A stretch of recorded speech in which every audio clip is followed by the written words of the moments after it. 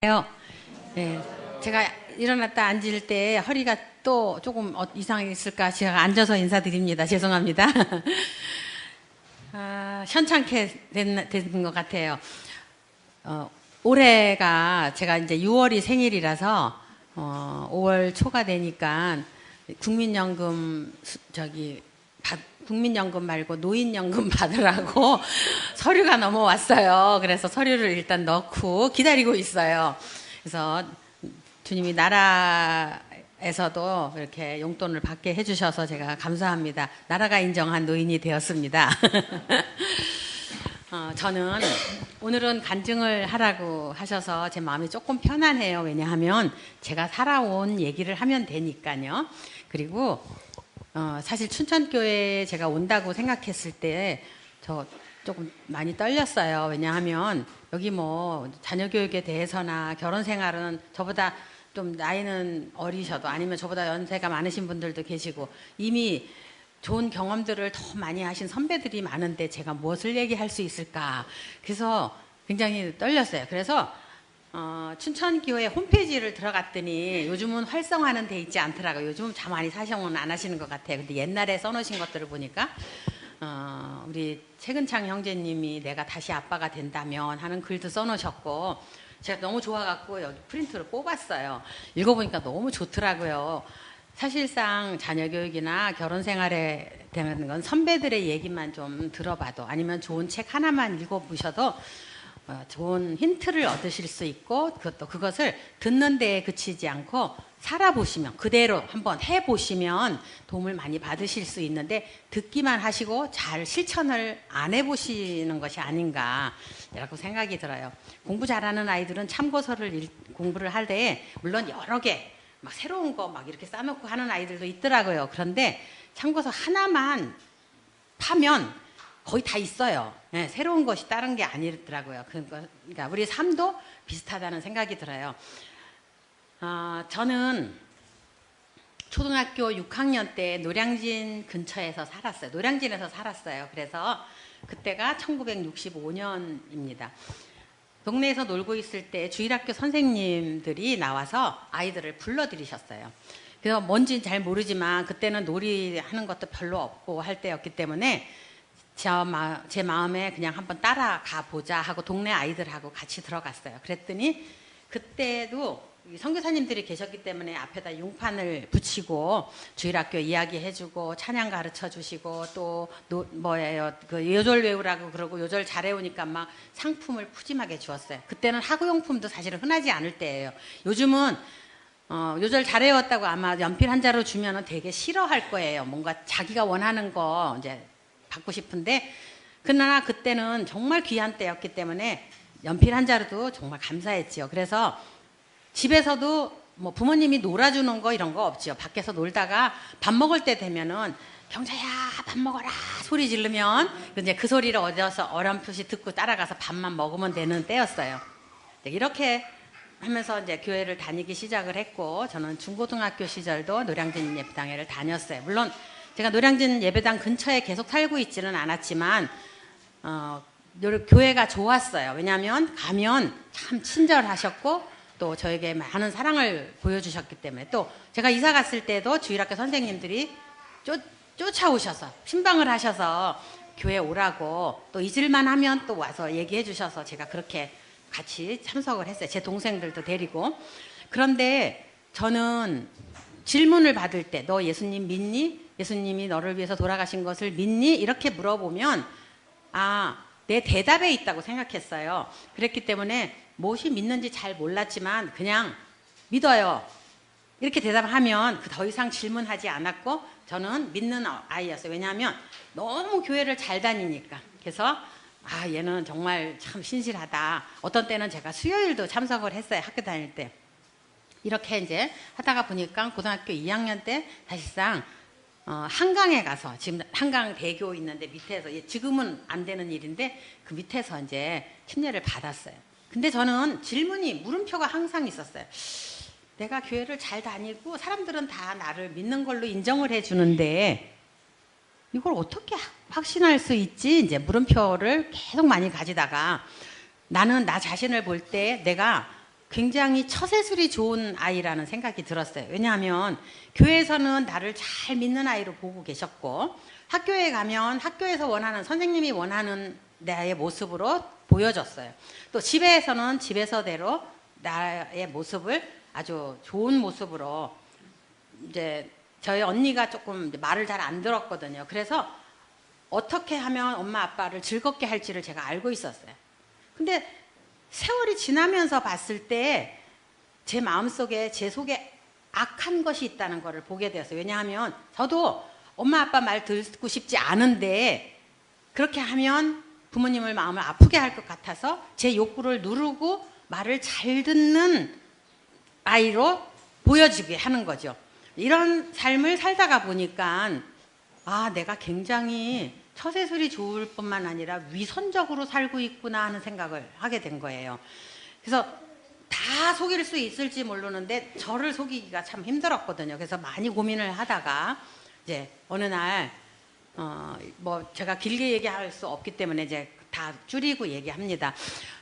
성경을 읽는데 성경을 읽을 때 가늠하다 현장에서 잡힌 여인이 그 장면을 읽게 됐을 때 그 여자가 얼마나 두려웠을까라는 생각이 들었어요. 이런 여자 돌로 쳐서 죽여야 된다고 하는데 갑자기 제 마음에 저 자신이 위선적으로 살아온 것, 그러니까 정말 포장을 잘하는 나인 거예요. 근데 사람들은 만약에 야, 너 그런 애였어? 라고 알게 되면 다 돌을 들어서 그 무서운 표정으로 저를 향해서 돌을 들어서 칠 것 같았어요. 그런데 주님이 너희 중에 죄 없는 자가 돌로 치라고 얘기하셨고, 뿐만 아니라 그들이 다 도망가고 난 이후에 슬금슬금 다 떠난 다음에 우리 주님도 나도 너를 정죄하지 않아 라고 얘기하셨어요.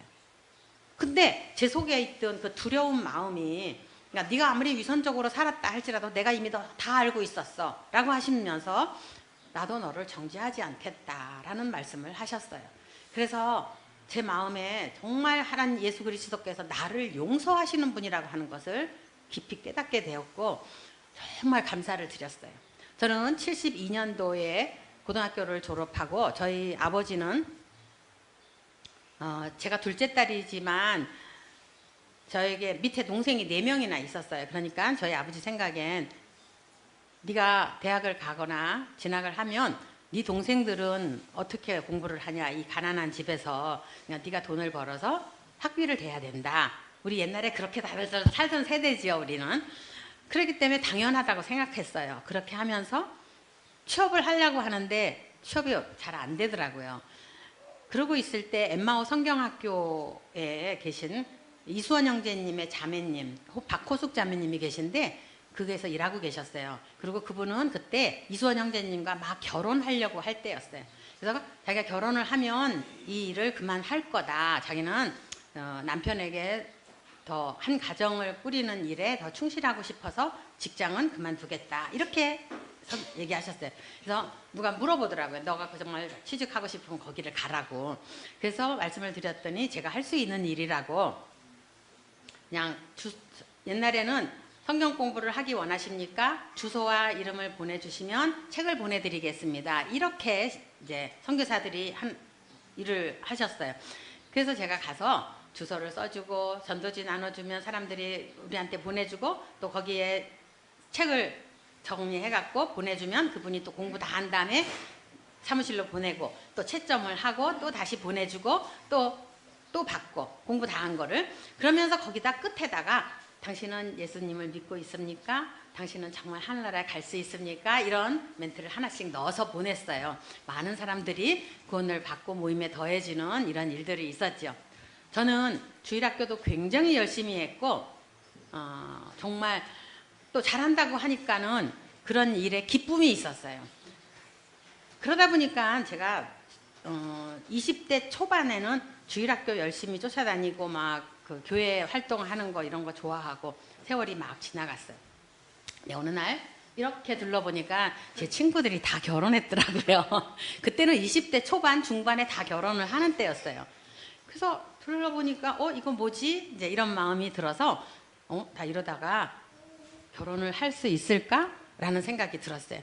그리고 또 봤을 때 내가 마음에 들어 하면 상대방이 별로 나를 안 좋아하는 것 같고, 또 상대방이 나를 좋다고 하는 것 같지만 나는 그 사람이 싫고 뭐가 잘 안 맞는 거예요. 그리고 이렇게 사람한테 매달리고 막 저 사람이 나를 좋아할까, 내가 저 사람한테 어떻게 잘 보일까, 막 이런 신경전이 저를 참 피곤하게 하고, 이것은 굉장히 의미 없는 소모전이라는 생각이 제가 들었어요. 왜냐하면 내가 잘하고 있는 것, 또 칭찬 듣는 일들이 많이 있는데 굳이 거기에 매달려서 사는 거, 좋은 사람 못 만났기 때문이겠지요. 그러고 이제 살았어요. 그런데 또 어떤 제 친구 중에 안 믿는 남편을 만나서 결혼한 자매가 있었는데, 이 자매는요, 엄마 아버지가 옛날엔 그런 얘기 많이 하셨어요. 환갑 때 신랑감을 데리고 와야지만 효도하는 거다, 뭐 이런 얘기들 하셨어요.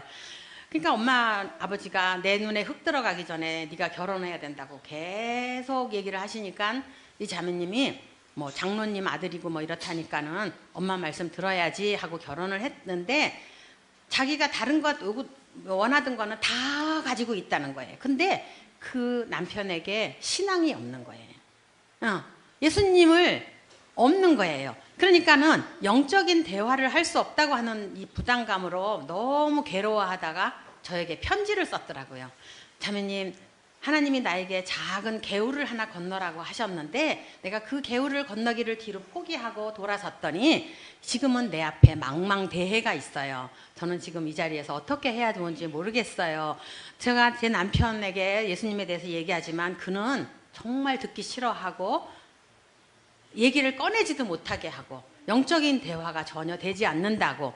그런데 나는 이제 기도하기는 내가 정말 나오미처럼 모압으로 왔지만 내가 다 버린다고 할지라도 나는 모임으로 돌아가기를 원합니다. 나는 언젠가 모임으로 돌아갈 거예요. 이러고 편지를 저한테 보내줬어요. 근데 제가 그거 읽으면서 마음이 너무 아프면서 저 자신이 어떻게 해야 될까. 왜냐하면 이렇게 나 혼자 이러고 있다가 나 결혼하지 못하고 나중에 더 많이 나이가 들어서 그래도 그때도 없어서 안 믿는 사람과 결혼한다면 어쩔 수 없지 않나? 그러면 어쩌면 빨리 결혼한 사람이 더 잘한 거 아닌가? 뭐 이런 이제 생각을 막 하고 있을 때였는데, 이제 그 자매님이 저에게 그런 편지를 보내는 걸 보면서, 그래, 갔으면 잘 살 것이지 뭘 돌아오겠다고 얘기할 건가? 그다음에 그다음에 다시 돌아올 거라면 지금 떠난다고 하는 거는 가장 어리석은 것이 아닌가라는 생각을 하게 되었어요. 베들레헴에 기근이 들어서 교회에 형제들이 없어서 내가 결혼을 할 수 없다고 할지라도 교회를 떠나지 않겠습니다라는 뭐 결심이라고 하면 결심이고 다짐을 제 마음에 하게 되었어요. 또 그렇게 이제 일을 하는 동안에 나이는 점점 먹고 이제 나이 30 정도가 될 무렵이었는데, 뭐 저도 이제 제 동생들이 2살 터울, 5살 터울 제 동생들이 먼저 이제 결혼도 하게 되었고요. 근데 주일학교나 어린이 캠프 사역이나 요한나 자매님과 막 이런 일들을 하면서 제가 결혼하지 않는 입장에서 요한나 자매님을 뵐 때 엄청 멋있어 보였어요. 그분도 독일에서 있으면서 혼기를 놓치시고 한국에서 간호사들이 오니까 그 간호사들에게 복음을 전하고 그 간호사들을 영적으로 돌보는 일을 하셨더라고요. 또 그러면서 한국에 나온 이 간호사들이 모임에 적응하지 못하시고 많이 힘들어한다는 얘기를 들으시면서 모든 짐을 꾸려서 한국으로 오셨어요.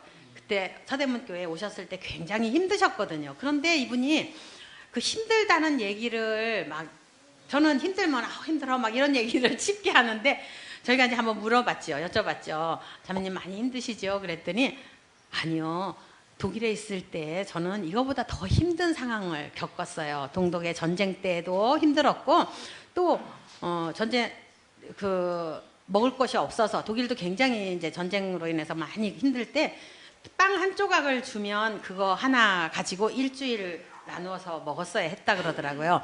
이제 그러면 그걸 생각하거나 아니면 마리아가 배불러서 베들레헴에 호적하러 갔을 때 있을 곳 없어서 고생한, 결국 구유에다가 자기 아이를 낳아야 되는 이런 마리아의 형편을 생각하면 지금 저는 힘든 것이 아니에요. 이렇게 설명하실 때 이분이 대단해 보였어요.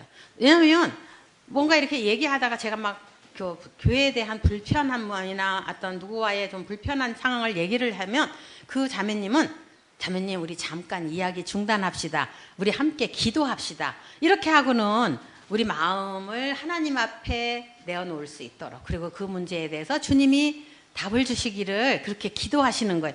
아, 믿음의 생활은 이렇게 하는구나 라고 생각하고 제가 노한나 자매님 많이 좋아했고, 이 자매님과 함께 자매님이 이제 전국을 다니시면서 자매님들 만나고, 또 독일에서 오신 자매님들도 만나고, 또 자매회에서 말씀도 전하시고, 그래서 제가 같이 따라다녔어요.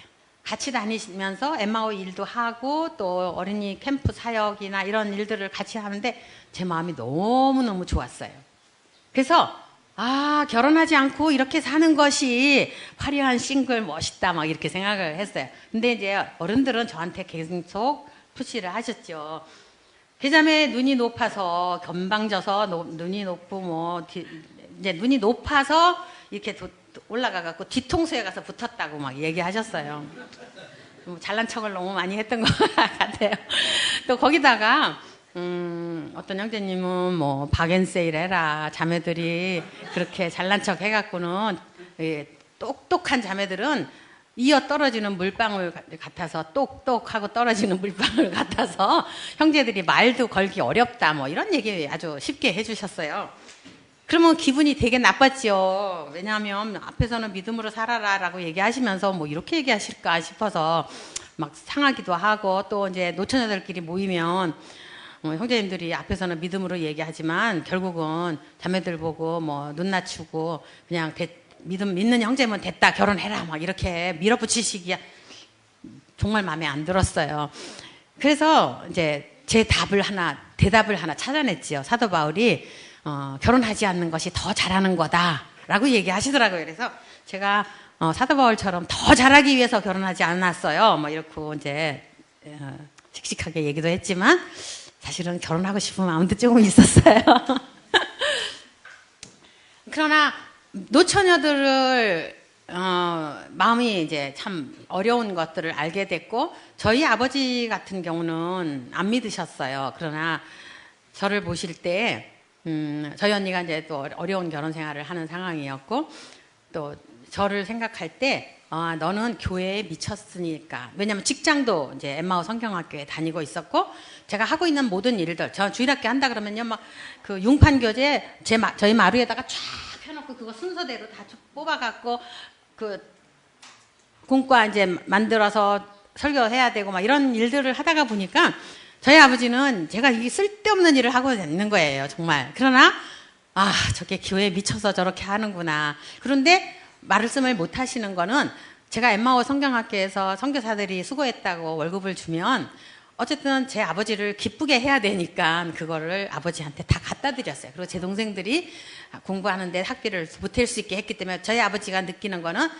이런 아이가 없다, 얘가 예수님 믿기 때문에 이렇게 되지 않았을까, 이렇게 이제 생각하셨고 아주 저를 칭찬을 많이 하셨어요. 이렇게 시간을 보내면서 노처녀들을 가만히 보면 저희 아버지는 너는 요즘 여자들은 결혼을 안 하고도 잘 사는 것 같더라. 직장에서도 보니까 여자들이 결혼 안 한 분이 있었대요, 그때도. 그러니까 결혼하지 않더라도 괜찮다. 네가 하고 싶은 일을 하고 사는 거는 정말 행복한 결혼 생활이다. 삶이다. 근데 불행한 결혼을 하는 것보다는 결혼을 하지 않는 게 더 낫다. 오히려 그렇게 얘기하셨어요. 돌아가실 때까지도 내가 너 결혼 안 한 것 때문에 속상하다, 이렇게 얘기하신 게 아니라 너 나이 들었다고 아무하고 결혼하면 절대로 안 된다. 이걸 아주 다짐을 계속 하셨어요. 이런 상황이었기 때문에 저는 특별한 어려움이 그렇게 많지는 않았어요, 가족 간에는. 근데 우리 다른 자매님들 보면은 굉장히 어렵게 하시더라고요, 가족들이. 그래서 힘들어하는 것들을 보면서 우리 그때는 청년들 캠프 하면 우리 자매님들이 가서 방장을 했어요. 나이 든 사람들이 대체로 방장이 되면서 젊은 이제 더 어린 자매들하고 그날 밤에 뭐 서로 소개도 하고 인사도 하고 뭐 이렇게 하는데, 그럴 때도 우리가 조금 더 잘 알면 뭔가 영적으로 도와줄 수 있지 않겠느냐 뭐 이런 얘기들을 하면서 미혼 자매들끼리 엠마오 사무실에서 모이자. 내가 이런 것들 계속 구상하는데 어떻습니까? 막 송찬호 형제님이 이제 거기 계셨는데 잘하는 거다. 내가 도와주겠다. 막 이렇게 얘기하셨어요. 그래서 노처녀들이 같이 모여갖고 공부를 하기 시작해서 책을 하나 읽고 누가 가르쳐 줄 수 있는 게 아니니까 책 읽고 느낀 점들을 서로 나누는 일들을 했어요. 너무너무 재밌었어요. 요한나 자매님이 도와주셨고 송찬호 형제님 부부가 도와주셨어요. 그렇게 해서 엠마오에서 나와 있는 하나님을 기쁘시게 하는 여성 이 책을 이제 그 이후에 제 남편이 되었지만 정병은 형제가 그 책을 영어로 된 거를 다 번역을 해서 줬어요. 그래서 저희들이 그걸 공부하면서 막 너무너무 신났어요. 근데 책을 만들어야 되는데 책을 만들 돈이 없는 거예요. 송영재님 글쎄 돈이 없어서 못하겠는데 하셨어요. 그래서 그거를 가지고 어떻게 할까 하다가 그때는요 일일 찻집도 유행을 할 때였어요. 야 우리 이거 일일 찻집 하자. 다 이제 자매님들이 그래 좋다 하자 해갖고 그 옛날에 다방 같은 거 있었어요. 그래서 이제 빌려가지고 일일 찻집을 하면서 자매님들, 형제님들한테 또 송영재님이 그때도 많이 도와주셨어요. 그래, 결국은 목마른 사람들이 뭐 우물을 파는 거야. 이 책이 필요하다면 그래 자매들이 그렇게 할 수 있다. 이렇게 하셔서 격려를 해주셔갖고 돈이 모아졌고 하나님을 기쁘시게 하는 여성 그 책을 저희가 만들 수 있었어요. 뭐 이런 일들이 너무 재밌는 거예요. 그리고 막 잘했다고 하고 어린이 사역하면요. 한 100명씩 막 애들이 다 모여갖고 그냥 같이 찬양하면 여기 어저께 제가 찬양 가르칠 때 있었던 자매가 있더라고요. 그래서 뭐 그런 일들을 하는 것이 맞다. 어쩌면 한국에도 요한나 자매님 같은 여성이 있어야 되지 않는가? 그게 어쩌면 나일까? 막 이런 이제 환상 속에도 좀 있었습니다. 이렇게 열심히 잘 살고 있을 때 1980년 80년이 아닌가 봐요. 70몇 년이었는 것 같은데 한 형제가 자기 친구를 따라서 부천교회에 왔어요. 부천교회에 오기 전에 캠프에 8월에 캠프 강릉에서 있는 캠프에 기타를 메고 가서 강릉 앞바다 가서 기타나 칠건 치고 와야지 이러고 왔던 청년이 거기서 교제하는 가운데 자기가 교파의 생활을 열심히 했기 때문에 누가 구원을 받았어도 나보다는 다 아니다라고 자기는 정말 구원 받았다고 생각했는데 복음을 듣고 마음의 결정을 하고 우리 모임으로 오게 되었어요. 그리고 그때 제가 부천교회에 제가 같이 개척된 상황에서 저희가 부천교회에 있었고 그 청년도 부천교회에 부천의 집이었어요. 그래서 같이 학생회하고 청년회하고 열심히 했죠. 또 뿐만 아니라 서울에 학교가 있었고 우리 청년들이 부평까지 이제 부평에서도 서울로 오는 학생들이 있어서 같이 많이 다녔어요. 다닐 때 참 재밌었어요. 왜냐하면 야 우리 전철 몇째 칸 몇 번째 문에서 만나자. 뭐 안 와도 괜찮아요. 그냥 뭐 이제 같이들 올라가고 내려가고 이렇게 했어요. 이랬더니 한 청년이 군대 가기 전에 저에게 이렇게 얘기했어요. 저는 자매님이 너무 좋아요 라고 했어요. 근데 군대 가기 전에 5살이 적은 형제가 자매님 저 자매님이 좋아요 이거를 진심으로 받기가 너무 어려웠어요. 그래서 그렇게 군대 갈 때는 마음이 어려워서 횡설수설한다. 그러나 갔다 오면 마음이 정리가 많이 될 거다. 그리고 복학하고 취업하고 그때 삶을 보는 거는 많이 다르다. 그리고 같이 있으면서 나를 좋게 봤다니 고맙다고 그렇게 하고 군대를 보냈습니다. 근데 이제 군대 갔다 와서 그때 자매님 물론 그 사이도 무슨 여러 가지 일들이 있었어요. 그런데 이제 군대 갔다 오더니 불편하게 해드려서 정말 죄송했어요. 제 마음 잡았습니다. 라고 얘기했어요. 그래서 이제 됐구나 라고 하고 저는 저대로 요한나 자매님과 어린이 사역, 자매님들 사역, 엠마오 성경학교에서의 일 정말 열심히 했어요. 그런 일들이 정말 보람도 있었고 저를 참 흥분되게 많이 했죠. 근데 이 청년이 다시 이제 대학을 졸업할 무렵에 다시 얘기를 했어요.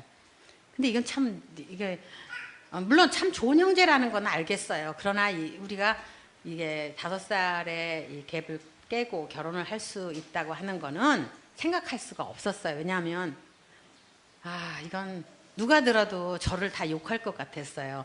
그래 너 계자매 너 잘난 척 하더니 그래 너 뭐 결혼도 못했구나 뭐 이렇게 하는 거는 그래 나 잘났어요 뭐 다 잘나서 나 결혼 안 했어요 못했어요 이거는 좀 제 자존심이 상하지 않는 것 같은데 어머 쟤 미쳤나 봐 결혼을 못 하더니 어린 형제 꼬셔서 결혼을 한다고? 어이구 정말 제정신이야? 뭐 이렇게 얘기하는 거는 제가 너무 저를 견디기가 힘이 들었어요.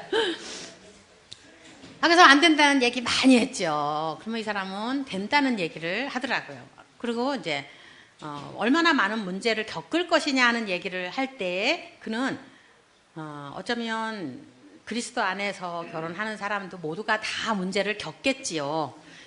그러나 우리도 똑같은 문제를 겪을 거고 그리스도 안에서 주님을 배워가면서 살아가겠지요 라고 얘기할 때 이건 꿈만 꾸고 있는 것 같지는 않은데 라는 생각도 한편에서는 있었어요. 왜냐하면 자매님 걱정하지 마세요. 제가 사랑하기 때문에 다 괜찮을 거예요. 뭐 이렇게 얘기하면 꿈꾸고 있구나. 이게 현실을 모르구나. 이렇게 생각할 텐데 다 겪은 문제를 우리도 겪겠지요. 그러나 주님 의지하면서 헤치고 가야겠지요. 이렇게 얘기했어요. 또 다른 경우에는 제가 막 또 안 된다는 얘기를 많이 했더니 그럼 할 수 없겠네요 라고 얘기했어요.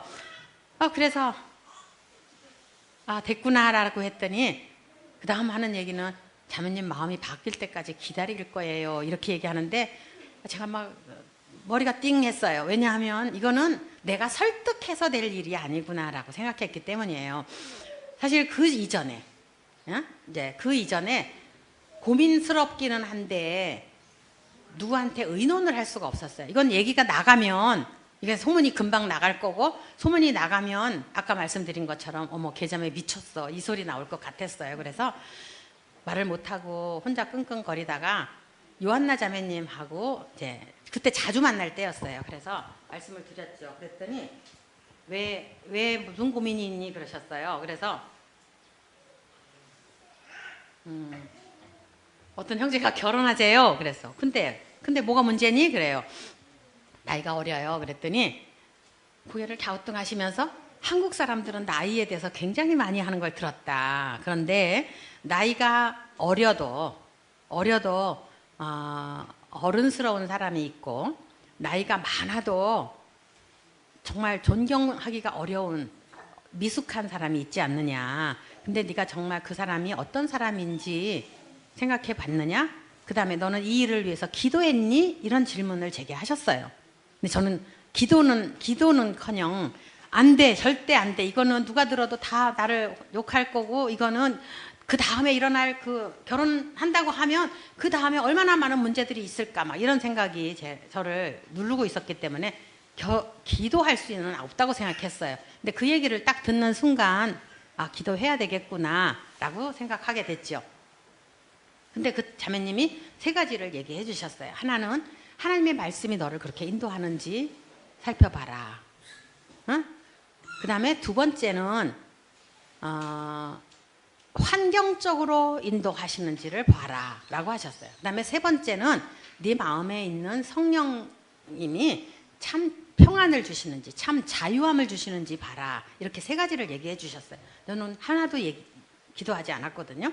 그래서 주님 그러면 제가 한번 기도해 보겠습니다. 그동안은 안 된다고 다 이렇게 치고 있었는데 기도하겠습니다. 그랬더니 그 무렵에 노처녀 자매들하고 미혼 자매들하고 같이 공부하고 있는 것이 에스더서였어요. 우연의 일치였는지는 잘 모르겠는데 에스더가 왕 앞에 나가기 위해서 죽으면 죽으리이다 하고 나가는 장면이 있는데 그걸 이제 해설한 책이 있었거든요. 근데 그 책에 뭐라고 나오냐면 왕 앞에 나갔던 에스더에게 얘기하는 거였어요. 근데 그것이 우리의 상식이나 우리의 고정관념으로 하나님은 일하시지 않습니다. 하나님은 하나님의 방법으로 일하십니다. 하나님께 맡기십시오. 하나님이 일하시는 것을 볼 것입니다. 이렇게 설명을 하고 있었어요. 제가 그거 보는 순간 정말 띵 했어요. 나는 내 상식으로는 이렇게 이 결혼을 할 수 없는 거였어요. 그런데 하나님이 그 상식을 깨시더라고요. 제 고정관념을 무너뜨리시더라고요. 그러면 좋습니다. 주님 한번 주님이 어떻게 하시는지 정말 보고 싶습니다. 이제 이렇게 하고 다음 얘기를 한 거는 그런 거였어요. 그러면 2 집이 어머니들만 계셨어요. 아버지들은 다 돌아가셨고. 그러면 어머니들한테 가서 얘기하자 각자. 그래서 어머니들이 반대하면 나는 없던 걸로 하자. 왜냐하면 그 반대하는 시어머니 요즘은 뭐 시집살이에 대해서 그렇게 고민하는지 모르지만 시어머니의 반대를 무릅쓰고 결혼해서 그거를 내가 겪어야 되는 건 그건 또 더 두려운 일이었어요. 그래서 각자 집에 가서 자기 엄마한테 얘기하기로 했지요. 그랬는데 제가 저희 엄마한테 가서 얘기했어요. 저희 집에는 항상 부천교회 청년들뿐만 아니라 전국에서 저를 알고 있는 청년들이 와서 맨날 자고 가고 먹고 가고 뭐 맨날 그런 일들이 번번했어요. 그리고 부천 청년들은 더 말할 것도 없어요. 같이 많이 했죠. 그랬는데 제가 엄마한테 엄마 종병원 형제가 결혼하재 라고 얘기하니까 덴번에 너 미쳤냐 그러셨어요. 너 미쳤니? 너 사람들이 다 웃을 거다고 막 이러면서 맨날 같이 다니더니 그런 일을 했냐고 이렇게 얘기하셨어요. 근데 아들은 자기 엄마한테 가서 얘기했는데 그 어머니는 부천교회에 같이 계셨어요. 그리고 제가 얼마나 싹싹하여 자매님들하고 굉장히 좋은 관계에 있었어요. 그런데 아들이 얘기를 하니까 나이가 어리면 좀 얘기라도 해보고 누구한테 중매라도 서보라고 하고 싶었다. 그런데 너네들이 괜찮다면 이 결혼 할 수 있다. 이렇게 얘기하셨어요. 그리고는 아들 얘기가 끝나기가 무섭게 저희 엄마한테 전화를 하셨어요. 그리고는 얘들이 좋다고 하면 결혼식만 올려주자. 준비한다고 시간 끌지 말고 결혼시키자. 빚지지 말고 뭐 많이 해오고 해가고 이런 거 하지 말고 결혼식 하자. 누나들이 난리가 났어요. 무슨 이런 이상한 일이 있느냐고 그랬는데 그 누나들 다 맞고 쓰셔서 이 결혼 할 수 있다. 그래서 결혼식 딴딴딴 했어요. 남들보다 늦은 결혼했습니다. 내가 33살에 결혼을 했고 34살에 큰 딸 낳고 35살에 작은 딸 낳았어요. 그리고 제가 86년에 결혼했고 87년, 88년 이렇게 하고 22년 동안 결혼 생활을 했습니다. 저는 제가 나이가 많기 때문에 저는 항상 아픈 사람이었어요. 그랬는데 제 남편은 아주 튼튼하고 운동 좋아하고 뭐 아주 정말 제 딸의 말에 빌리면 정말 엄마는 잘생긴 남자랑 결혼했다고 잘생긴 거에 반했냐 뭐 이렇게 얘기하는데 저는 잘생겼다는 생각은 별로 안 해봤어요. 정말 진심입니다. 그래서 이 사람은 정말 아픈 얘기 안 했어요. 그런데 어느 날 이제 피를 쏟고 이제 대장암 판결을 받았어요. 깜짝 놀랐죠. 정말 깜짝 놀랐어요. 이건 뭐지? 그랬는데 병이 깊다. 이제 그러고 병원에 갔고 1년 동안 항암 치료하고 수술하고 했는데 다시 1년 후에 검사를 했을 때 간으로 전이됐다 그랬고 그것도 역시 어떤 형제님, 의사 형제님이 수술해야 된다고 막 얘기하셔갖고 간 수술, 절제 수술하면 도움을 받을 수 있다고 하셨어요. 그런데 수술을 했을 때에 의사가 나오셔서 간 혈관을 지나가고 있는 부분에 있기 때문에 그걸 건들 수가 없었다라고 했어요. 그렇게 해서 투병 생활을 한 2년 정도 했습니다. 힘들었죠. 그리고 결혼 생활이 이렇게 끝난다고 하는 거는 너무 암담했어요. 본인은 자기의 죽음을 맞닥뜨리고 가야 된다고 하는 것이 힘들었겠지만 저 자신도 가장 내 남편, 내 가장 가까이에 있는 사람을 보내야 되고 또 우리 아이들은 우리 아이들대로 물론 우리 아이들도 성인이 된 때였어요. 대학교 1학년, 2학년 때였으니까요. 그렇긴 하지만 이게 뭔가라는 생각을 했어요. 그런 가운데 있으면서 어쩌면 모두가 겪는 일이 아닐까? 어쩌면 시기적으로 조금 다를 뿐이지 모두가 겪는 일일 텐데 내 남편에게 이것이 먼저 온 일이 아닌가라는 마음이 들었고 또 하나는 내가 그동안에 주님을 믿고 이렇게 살아왔어요. 그리고 또 제가 나름대로 젊은 자매들과 교제하면서 우리 가까이에 있는 자매들과 교제하면서 얼마나 많은 이론들을 주님을 믿고 살아간다고 하는 것이 어떤 것들이라고 하는 것을 다 설명하고 같이 가르쳐주기도 하고 제 나름대로 마음에 믿고 있었어요. 그런데 주님, 제가 가지고 있었던 그 많은 이론들이 이것이 이론이면 의미가 없는 것 아닙니까? 이것이 내 삶의 실제이어야 되지 않겠습니까? 라는 기도를 하고 있었어요. 그리고는 어린이 찬송 중에 이런 찬송이 있습니다. 사랑의 예수님, 내 모든 삶을 참 아름답게 만드시네. 사랑의 손길로 내 모든 삶을 참 아름답게 만드시네. 똘티에서 부른 건데, 사랑의 예수님, 내 모든 삶을 참 아름답게 만드시네. 사랑의 손길로 내 모든 삶을 참 아름답게 만드시네. 제 마음에 이 찬송이 누가 봐도 잘 나가고 있을 때, 누가 봐도 너 정말 축복받았구나 라고 얘기하고 있을 때 이 노래를 부르는 것은 누구나 부를 수 있는 노래라고 생각이 들었어요. 그러나 우리가 원하지 않는 어떤 환경 앞에서, 정말 막다른 골목이라고 하는 상황 앞에서 이 노래를 부를 수 있어야 하나님을 신뢰하고 가는 신앙인이 아닐까라는 마음이 들었어요.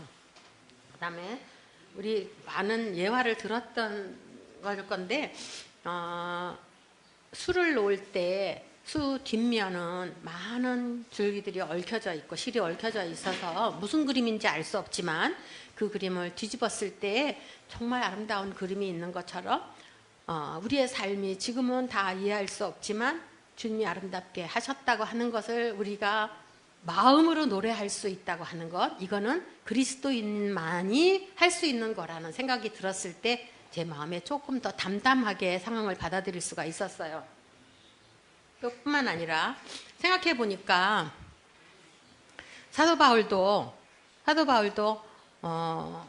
내가 로마로 가겠다고 하는 결정을 내린 것이 무슨 승진을 해서 아니면 더 많은 것들을 공부하기 위해서 가는 것이 아니라 그가 죽으러 가는 거였더라고요. 또 베드로에게 있어서도 그가 어떠한 죽음으로 하나님께 영광을 돌릴 줄을 아신다고 하시면서 그의 죽음에 대한 예측을 하셨을 때, 예언을 하셨을 때 그는 결국은 거꾸로 십자가에 매달리는 경우였다고 하는 얘기들을 하시잖아요. 또 뿐만 아니라 우리 주님의 경우에 제일 중요한 부분이 되겠는데, 우리 주님이 요한복음 17장에서 죽음을 앞두고 기도하시는 장면에서 그렇게 기도하시더라고요. 아버지여, 때가 이르렀습니다. 자기의 죽음을 앞에 놓고 때가 이르렀다고 얘기하시는 거죠. 그러면 그 다음은 때가 이르렀사오니 아들을 영화롭게 하사 아들로 아버지를 영화롭게 하게 해주십시오 하는 기도를 하시더라고요. 자기가 죽음 앞에서 이 죽음을 통해서 아들이 아버지를 영화롭게 해드릴 뿐만 아니라 그 죽음을 통해서 아버지가 아들을 영화롭게 하는, 어쩌면 우리 그리스도인의 삶에서 우리의 죽음이, 나의 죽음이, 또 내 가족의 죽음이 그리스도의 영광을 드러낼 수 있는, 아버지를 드러낼 수 있는 거라고 한다면 가장 아름다운 삶이 아닐까라는 생각을 하게 되었을 때 제 마음에 너무 감사가 되었어요. 그리고 주님이 언제 부르실지는 모르지만 제가 함께 있는 동안 주님이 말씀하신 아내의 도리, 이것을 후회 없이 좀 같이 하고 싶다, 이런 마음도 들었고, 우리 아이들도 같이 있는 동안 어쩌면 열심히 기도하면 주님이 들어주시고 다시 살려주시지 않을까? 저희 가족들은 많이 그렇게 기도했어요. 근데 가더라고요. 그러나 어쩌면 이것이 자연의 순리일 뿐만 아니라 우리 모두가 겪어야 되는 문제라는 생각을 했을 때 주님께 보내드릴 수밖에 없었고, 저희들 삶이 또 그의 죽음 앞에 얼마나 많은 성도들이 저희 가족들을 위로하기 위해서, 또 함께 하기 위해서 함께 참여해 주셨던, 장례식에 참석해 주셨던 이런 것들을 생각할 때 제 마음에 주님, 제가 남은 생애를 정말 아름답게 살고 싶습니다. 주님이 오시는 그 순간까지 정말 아름답게 살고 싶습니다. 라는 기도를 하게 되었어요. 어떤 한편에서는 아쉬운 마음이 없지는 않았죠. 그런데 서복주 형님이 임파선 암으로 돌아가셨거든요. 근데 사실 그 돌아가시기 전에 그분들은 아들도 의사고 또 서복주 형제님은 동생이니까 그 형님을 살리고 싶으셔서 막 미국에서 표적 암 치료제 막 다 불러서 수입해갖고 하셨어요. 그런데도 이렇게 이제 치료 과정 속에서 결국은 주님 앞에 보내드릴 수밖에 없는 거를 제가 보면서 한편에서는 저는 뭐 제가 돈이 없고 어떻게 치료해야 되는지 잘 모르기 때문에 속절없이 내 남편을 보내는가라는 생각을 할 때 너무 많이 답답했어요. 그러나 이거는 하나님이 마침표를 찍으시는구나.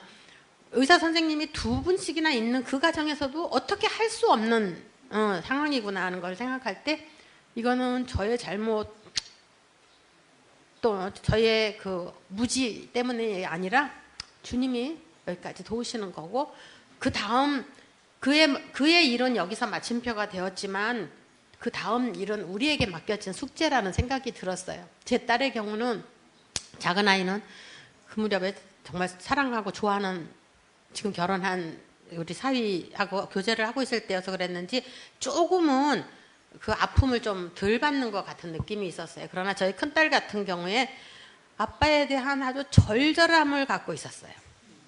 그래서 굉장히 아빠에 대한 이야기를 이제 글로 많이 써놨는데 제 마음에 걱정이 되더라고요. 그래서 우리 딸하고 그런 얘기했죠. 네가 아빠에 대해서 그리워하고 그렇게 생각하는 거 좋다. 이제 그런데 우리 한 발 뒤로 물러나서 한번 생각해 볼 때 아빠를 그렇게 생각하고 과거에 이제 어쨌든 지나간 거니까 과거잖아요. 그 과거에 매여서만 눈물을 흘리고 있다고 한다면 어쩌면 아빠도 너를 바라볼 때 그건 아니다라는 얘기를 하시지 않겠느냐. 그 다음에 엄마가 만약 그때 참 좋았는데 그때 같이 있을 때 참 충분히 더 많이 사랑하지 못했구나 막 이런 거 내가 후회하고 있다고 한다면 그리고 두문불출하고 아무도 만나지 않고 내가 집에만 있다고 한다면 어떻게 하느냐. 엄마 가족들 또 주변의 모든 사람들이 너나 나를 얼마나 걱정할까. 이것은 우리의 삶의 목표가 아니지라고 생각한다. 그렇게 교제하고 저 딸하고 같이 앞으로 나아가겠다라는 결정을 하게 되었어요. 저는 그 전부터 저는 제가 이제 주일학교 하면서 주일학교에 보내고 있는 엄마들을 생각할 때 무슨 책을 하나만 소개해줘도 뭔가 힌트만 좀 줄 수 있어도 하나만 도와줄 수 있어도 이 자매님들이 아이를 키울 때 굉장히 도움을 많이 받을 텐데 이런 아쉬움이 항상 있었거든요. 그리고 제가 아이들 키워가면서도 그런 도움을 줄 수 있는 책을 소개를 하든지 함께 교제를 하든지 이런 일들을 했어요. 그러면서 주님 제가 어떻게 하면 내가 남편을 즐겁게 할까라고 하는 이 숙제를 벗어나게 해주셨는데 내가 이 자유한 시간들을 정말 어떻게 살면 좋겠습니까? 라고 이제 기도하면서 주변을 둘러보았어요.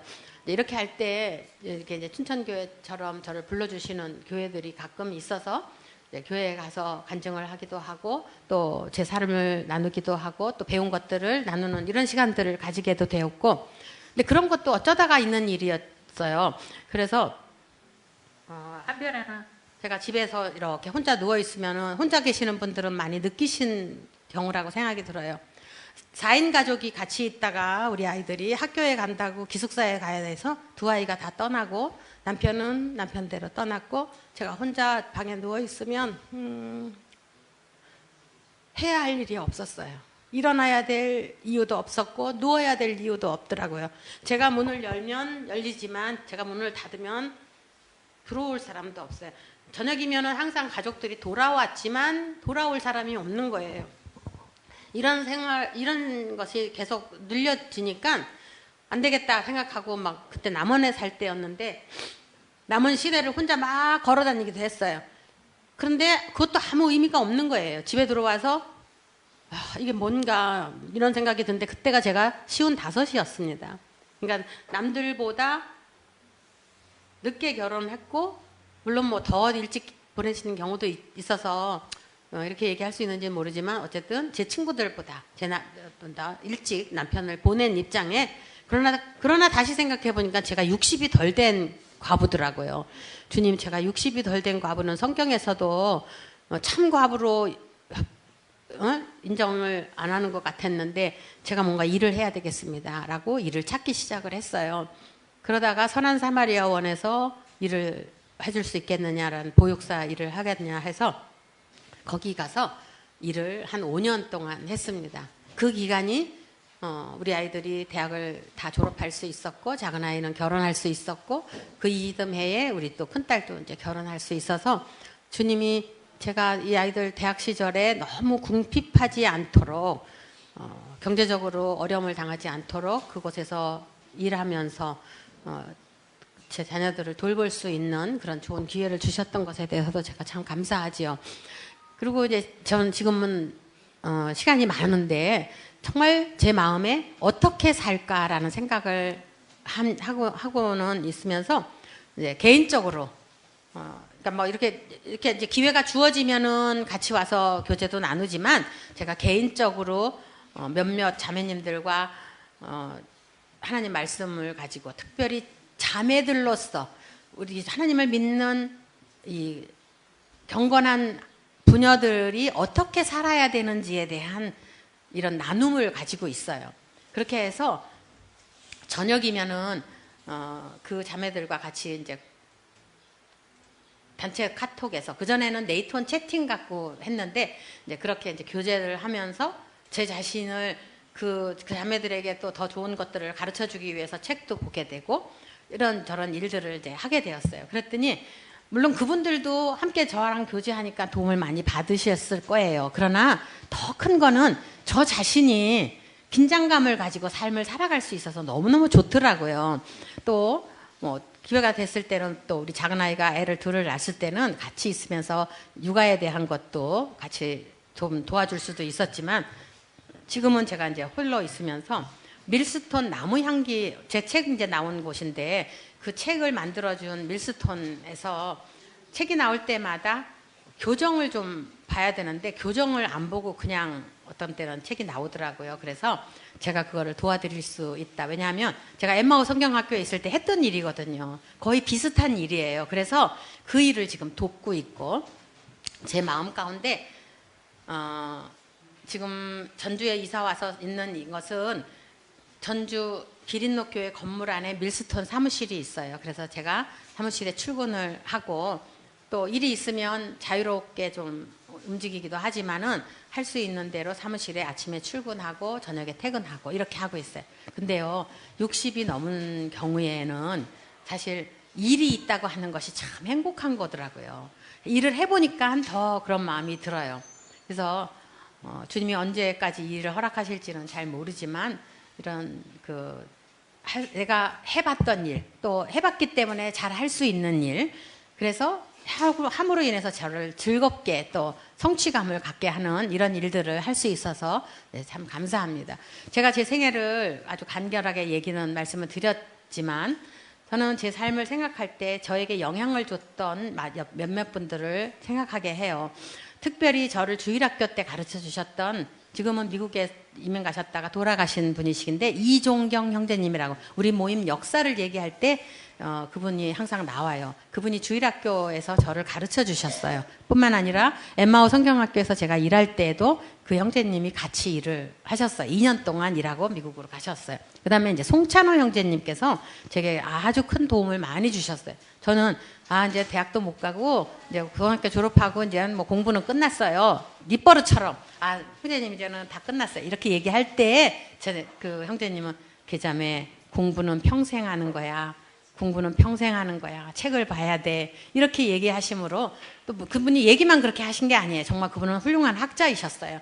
그래서 항상 책을 들고 있고 글을 쓰고 있는 것을 보면서 제게 직접적으로 도전을 많이 주셨어요. 그리고 신앙 서적들을 읽다가 보니까 더 읽고 싶어지고 내가 읽고 너무 좋은 거는 막 사람들한테 나눠주고 싶고 이렇게 하면서 제게 엄청난 영향력을 미쳤던 분이셔요.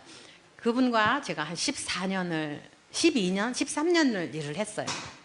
또 뿐만 아니라 물론 제 남편도 제게 굉장히 많은 영향을 준 분이기도 하지요. 그런데 또 다른 분을 얘기한다면 아까도 말씀을 드렸던 분이에요. 요한나 자매님. 그분이 함께 하는 동안 저를 참 많이 격려해 주셨고 힘을 많이 주셨어요. 그래서 제가 결혼하지 않고 자매님, 우리 자매님하고 같이 이 여성들의 사역을 같이 합시다. 아마 제가 입 바른 소리를 너무 빨리 해버렸어요. 그러다가 이제 결혼을 해야 된다고 할 때 그 요한나 자매님이 저한테 그러셨어요. 네가 그때 아니고 이제 많이 세월이 지난 다음에 네가 결혼한다고 할 때 내가 참 많이 마음이 아팠다 그러시더라고요. 축하는 해줬지만 뭔가 오른팔이 떨어져 나가는 것 같은 느낌이 있었다. 내가 마음이 참 슬펐다 그러셔서 제가 그랬죠. 한 남자만 좋아했고요. 다른 사람 다 슬퍼했어요. 제가 결혼한다고 해서. 그리고 웃었는데 어쨌든 저에게 요한나 자매님이 일을 할 때 이런 얘기를 많이 하셨어요. 그가 결혼해보지 않았는데 어떻게 부부 생활을 알며 그가 자녀를 교육해보지 않았는데 자녀 교육의 실제를 어떻게 알 수 있겠느냐. 이론에 불과하다. 뭐 이런 평이 있었어요. 근데 주님이요. 제게 그거를 다 경험할 수 있게 우리 아이들이 20살이 넘어서 성인이 될 때까지의 자녀 교육에 대해서 남편과 함께 경험할 수 있는 기회를 주셨고 제가 결혼 생활을 통해서 짧았지만 그런 생활을 통해서 주님을 배우고 또 경험해 볼 수 있는 좋은 기회들을 가졌어요. 뿐만 아니라 또 제 시어머님이나 제 친정어머니에 대해서도 제가 참 좋은 영향력을 미쳤던 분들이라고 제가 생각하지요. 제 시어머님이 5살 연상의 자기 아들보다 5살 많은 아들을 뭘 원하겠어요. 그런데 그 결혼을 허락해 주셨을 뿐만 아니라 마지막까지 가실 때까지 아들이 뭐라고 얘기하면은 퉁거리고 대답하셨을지언정 제가 얘기할 때 항상 제 편을 들어주시고 지지해 주셨던 것들에 대해서 너무너무 감사하지요. 그리고 이제 노년에 저희 엄마랑 그 시어머님이 친구처럼 지내셨어요. 그래서 친구처럼 지내면서 성경을 쓰는 일을 하셨어요. 저희 시어머님은 아주 전략의 대가이신데 어디다가 쓰시느냐 하면요. 달력 뒷면에다가 성경을 쓰셨어요. 읽으면 어디 읽었는지 모르는데 쓰고 나면 내가 여기까지 썼구나. 그 다음에 이어서 쓰실 수 있다 그러시더라고요. 그래서 달력 뒷면, 앞면, 빈 공간에다가 빼곡하게 쓰시고 하셨어요. 근데 저희 어머니는 우리 언니가 아주 예쁜 공책은 아니지만 그 왜 스프링 노트 줄 쳐 있는 거 있잖아요. 그거를 사다가 이제 계속 댔어요. 그랬더니 그거를 차례대로 쭉 쓰셔가지고 몇 번을 쓰신 거를 아예 책꽂이에다 이렇게 다 꽂아 놓으시고 흐뭇해 하시면서 노년을 보내고 계셔요. 90이 넘으셨는데. 그래서 제 마음에도 노년에 이렇게 말씀을 읽을 수 있다고 하는 거, 쓸 수 있다고 하는 거. 그 다음에 뿐만 아니라 이제 제가 이런 엄마 지나온 얘기를 좀 써보시면 어떠냐라는 얘기를 했거든요. 그랬더니 그걸 쓰셨어요.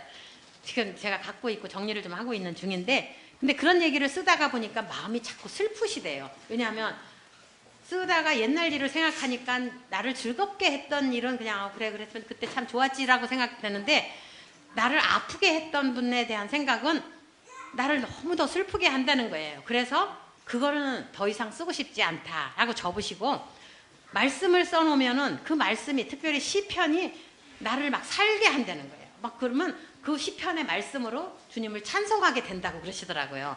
그래서 이 노년을 참 아름답게 살고 계시는 제 친정 엄마, 시어머니는 이제 돌아가셨어요. 그래서 이 노년의 삶을 나도 이렇게 살고 싶다 하는 마음을 이제 갖지요. 그래서 저에게 영향을 줬던 앞에 믿음의 선배들을 제가 생각할 때 저를 지금 놓고 생각해 보는 거예요. 내 뒤에 따라오는 또 다른 후배들이 나를 보면서 어떤 영향을 받을까. 또 저는 우리 자매님들에게도 그런 질문도 드리고 싶어요. 나는 앞서 있는 어떤 선배들에 대해서 어떤 마음을 가지고 나가 그 자매님들을 따라가기를 원하는가. 아니면 또 내게 뒤 따라오는, 원하든 원치 않든 나는 선배가 되어 있는데 그들을 향해서는 나는 어떤 모습을 보여주고 이렇게 따라오라고, 이렇게 주님을 섬기는 거라고 보여줄 수 있을까 한번 생각해 보시도록 도전을 좀 드리고 싶은 마음이 있습니다. 여러분들의 삶을 통해서도 주님이 더 멋지게 영광을 받으시고 높임을 받게 되시기를 바라고 저의 간증은 여기서 마치겠습니다. 감사합니다.